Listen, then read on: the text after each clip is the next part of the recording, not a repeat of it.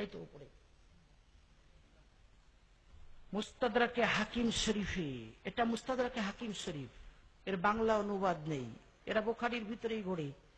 ইমাম হাকিম যে সমস্ত হাদিসগুলো বুখারী শরীফের সমপর্যায়ের সহিহ বলে ওনার ধারণা, সেই হাদিসগুলো 5 খণ্ড কিতাবের ভিতরে লিখেছেন। তার এই প্রথম খণ্ড মুস্তাদরাকে হাকিম শরীফ। এই মুস্তাদরাকে হাকিম শরীফের 1447 নম্বর হাদিস, নবী আকরাম সাল্লাল্লাহু আলাইহি সাল্লাম ইয়ামানবাসীদের নামে চিঠি পাঠিয়েছিলেন। আন্নাহু কাতাবা ইলা আহলিল ইয়ামান, হযরত আমর ইবনে হাজম রাদিয়াল্লাহু তাআলা আনহুর মারফত 3.5 পৃষ্ঠার চিঠি লিখে পাঠিয়েছিলেন। সেই চিঠির প্রথম পৃষ্ঠাতে বলেছিলেন, লা ইয়ামাসসুল কুরআনা ইল্লা তাহির। ও আমর ইবনে হাজম, ইয়ামানবাসীদের বলে দিও, কোন নাপাক ব্যক্তি যেন কোরআনে হাকিমে হাত না লাগায়। বলুন সুবহানাল্লাহ। তারা ইন্টারনেটে হাদিস দেখে নিন, 1447 নম্বর হাদিস মুস্তাদরাকে হাকিম শরীফের। ফতোয়া দিচ্ছে বিনা ওযুতে কোরআন ছোঁয়া জায়েজ। এরা সেই বিয়াদব যারা নিজের মেয়েদেরকে কোরআনে হাকিম হায়েজ অবস্থায়, নাপাক অবস্থায় হাতে দিয়ে স্টেজে তুলে দেখিয়ে দিচ্ছে, উম্মত দেখো। এদের মেয়েরা বলছে, দেখো আমি মেন্স অবস্থাতে আছি, কোরআন ছুঁয়েছি, কেউ বলতে পারবে যে আমি কোনো গুনাহ করছি? ইন্টারনেট খুলে দেখুন। এ বিয়াদবেরা এইভাবে কোরআন ও হাদিস প্রচার করে সমাজে ফিতনার পরিবেশ কায়েম করেছে। আর আপনারা তাদের সম্পর্কে প্রশ্ন করছেন, হুজুর ওদের সাথে সম্পর্ক রাখা যাবে? এ সম্পর্কে মুফতি সাহেবের কিছু বলার দরকার হবে না। কোরআন হাদিস থেকে আপনারা নিজেরা বুঝে নেন আল্লাহর হাবিব কি বলেছেন, এদের মতবাদটা কি, সেই পর্যায়ের মানুষের সাথে কোনো সম্পর্ক রাখা যায় কি না। আচ্ছা, সকালেদের জিজ্ঞাসা করবেন, মানুষের বীর্য পাক না নাপাক? আপনাদের কি মনে হয়, পাক না নাপাক? ওখান থেকে বার হলো পেশাব, পাক না নাপাক? ওতে উযু না গোসল? আরে পেশাব পেশাব, উযু না গোসল? উযু, উযু ভাঙে। সহবাসের পূর্বের লালা, যেটাকে বলা হয় মাজি, পাক না নাপাক? সবাই একমত। এতে উযু না গোসল? উযু, গোসল না। কখনো রোগের কারণে সাদা রঙের এক প্রকারের তরল পানি বার হয়, তাকে বলা হয় ওদি, পাক না নাপাক? ওতে গোসল না উযু? উযু।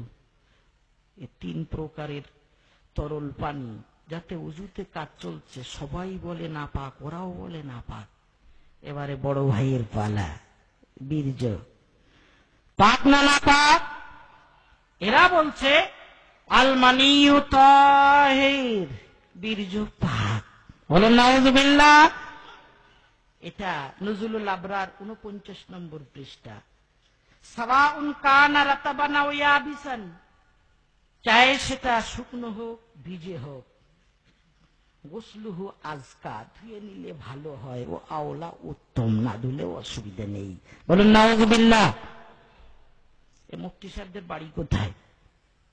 বীর্যকে পাক করে দিলে শরবত বানিয়ে নিয়েছে। ওয়াকাযালিকা দাম, রক্ত পাক, গায়রু দামিল হায়জ, মেন্সের রক্তটা বাদ দিয়ে। ওয়াকাযালিকাল খামার, মদ পাক। ধরে বলুন নাউযুবিল্লাহ। আল্লাহ বলছেন, ইন্নামাল খামার ওয়াল মাইসির ওয়াল আমসাব ওয়াল আজলাম রিজসুম মিন আমালিশ শাইতান। রিজসুন, নাপাক। কোরআন বলে নাপাক, এরা বলছে ওয়াল খামরু তাহির, মদ পাক। বললেন বাউলু মা ইউকালু লাহমুহু, যে সমস্ত পশুর গোশত খাওয়া হয়, যেমন গরু মহিষ। ওয়া মা লা ইউকালু, আর যেসব পশুর গোশত খাওয়া হয় না, যেমন বাঘ ভাল্লুক। লাহমুহু মিনাল হাইওয়ানাত, এসব পশুর পেশাব পাক। যেসব পশুর গোশত খাওয়া হয় আর যেসব পশুর গোশত খাওয়া হয় না, সব পশুর পেশাব পাক। শেষে বলতে গিয়ে বলছেন ওয়াখতালাফু ফি লুআবিল কালবি ওয়াল খিনজির, কুকুর এবং শূকরের লালা নিয়ে দ্বিমত আছে। ওয়াসুরিহিমা, এবং যদি কোনো পাত্রে এরা মুখ দেয় তো এদের এটোতে দ্বিমত আছে, পাক না না পাক। ওয়াল আরজা তাহারাতুহু, উত্তম রায় এটাই যে সব পাক। কাযালিকা ফি বাউলিল কালব, এমনই ভাবে কুকুরের পেশাব, ওয়া খেরাইহি, এবং কুকুরের পায়খানা সম্পর্কে দ্বিমত আছে। ওয়াল হক আন্নাহু লা দালিল আলান নাজাসা, হক কথা হলো এসব নাপাক হওয়ার কোনো দলিল কোরআন হাদিসে নেই। বলুন নাউযুবিল্লাহ। ইমাম আবু হানিফাকে ছেড়েছেন, বীর্যকে পাক বলেছেন। ইমাম আবু হানিফাকে ছেড়েছেন, পশুর পেশাবকে পাক বলেছেন। ইমাম আবু হানিফাকে ছেড়েছেন, শূকর এবং কুকুরের এঁটোকে পাক বলেছেন। ইমাম আবু হানিফাকে ছেড়েছেন, কুকুরের পেশাব পায়খানাকে পাক বলেছেন। কোথায় আছেন? বাংলা অনুদিত বুখারী নিয়ে চণ্ডীতলার কিছু যুবক পাগল হয়েছে।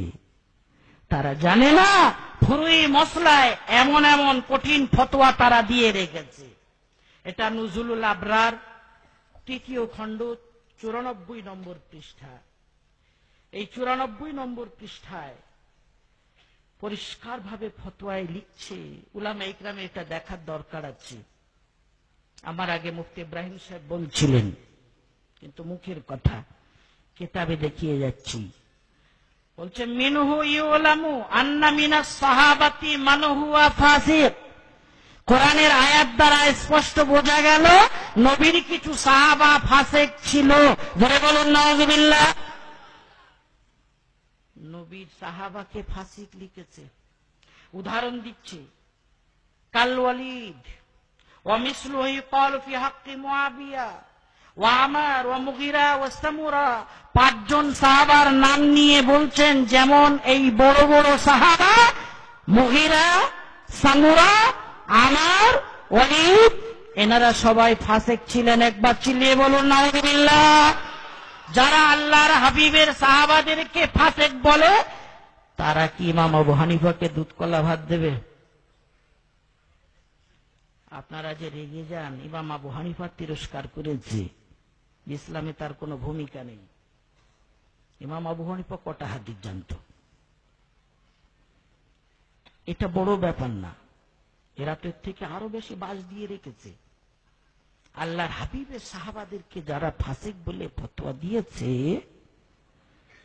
তারা আমাদের চণ্ডীতলায় এখনো বুক ফুলিয়ে ঘুরে বেড়াচ্ছে। আর তারা নিজেদের কথাগুলোকে চাকচিক্যময় কবজে আমাদের সামনে পরিবেশন করছে। আর আমরা তাদের দেখে বড় মোহিত হচ্ছি যে বাহ, হাদিস মানো, কোরআন মানো, বুখারী মানো, কত সুন্দর মতবাদ। ইমাম মানবো কেন, মাযহাব মানবো কেন? প্রশ্ন সামনে এসেছে।